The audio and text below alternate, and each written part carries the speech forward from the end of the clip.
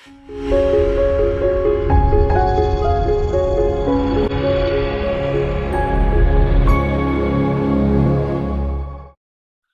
everyone, welcome to IFS Markets. I am Laura. Today is the 13th of July and I have selected indices. The indice we'll be talking about today is the Dow Jones Industry Average. So we can see for the past 24 hours, there are 184 articles about it. In sentiment analysis, we can see people are feeling negative and the subjectivity is 39%, which means people are being rational. In the trend analysis, the professionals at Trading Central are thinking that it may rise by 4.05%. In the chart, they're saying short-term bullish bias above 33600.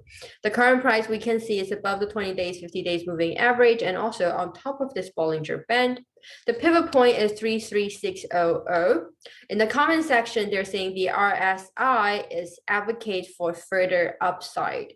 So there is a bit of a mixed signal there. So it's always good for you to pay attention on the other analysis or wait for confirmation.